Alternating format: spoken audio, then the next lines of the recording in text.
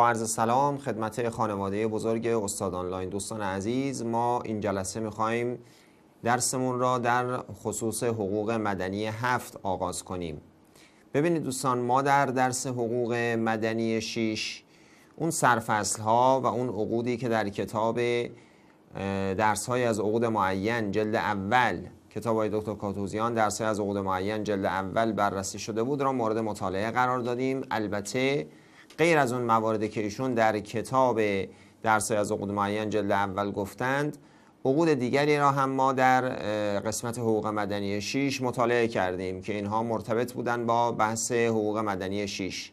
ما در حقوق مدنی 6 با عقود تملیکی آشنا شدیم، یعنی عقد بیع که تملیک عین می کند، عقد اجاره که تملیک منفعت می کند، عقد صلح که میتونه تملیکی باشه یا عهدی، عقد معاوضه که تملیک و مبادله دو مال هست، عقد هبه که تملیک مجانی میکنه، عقد قرض که تملیک یک مال میکنه در ازای اینکه بعداً قرض گیرنده مثل یا قیمت یوم الرد را بپردازد. ما در حقوق مدنی 6 با این عقود تملیکی آشنا شدیم، همچنین با عقد شرکت آشنا شدیم، با عقد جعاله آشنا شدیم. اینها سرفصل‌هایی بود که در حقوق مدنی 6 مطالعه کردیم. میخوایم الان بریم سراغ حقوق مدنی 7.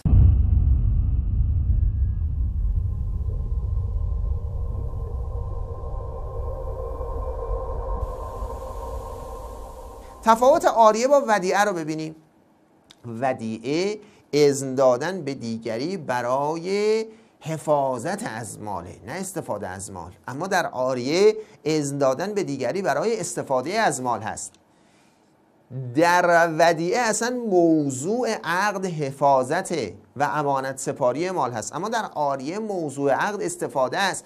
حفاظت و امانت درجه 2 در درجه دوم قرار گرفته. شما تفاوت امانت به معنای خاص و امانت به معنای عام را در جلسه گذشته دیدین. در ودیعه موضوع خود عقد ودیعه در درجه اول حفاظت از مال و امانت سپاری مال هست. فلذاست که ودیعه رو گفتیم اولا و به ذات امانت هست.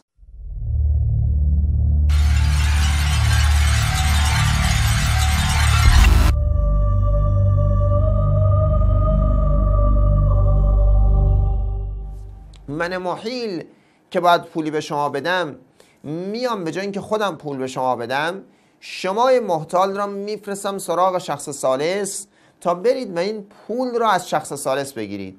به اون شخص ثالث گفتیم محال علیه. چرا شخص ثالث به شما پول میده؟ به خاطر اینکه احتمالاً شخص ثالث هم به من مدیونه. شخص ثالث باید یه پولی به من میداده، حالا من ازش میخوام که اون پولی که قرار بوده به من بده را به شما بده. پس دوستان، محال علیه علی الاصول مدیون محیله. محال علیه علی الاصول به محیل بدهکاره.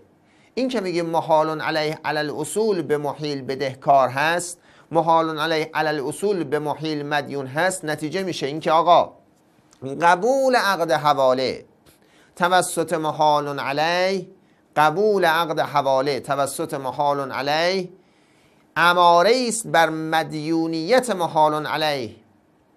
این که محال علیه عقد حواله را قبول می کند اماره است بر این که محال علیه به من محیل مدیون است.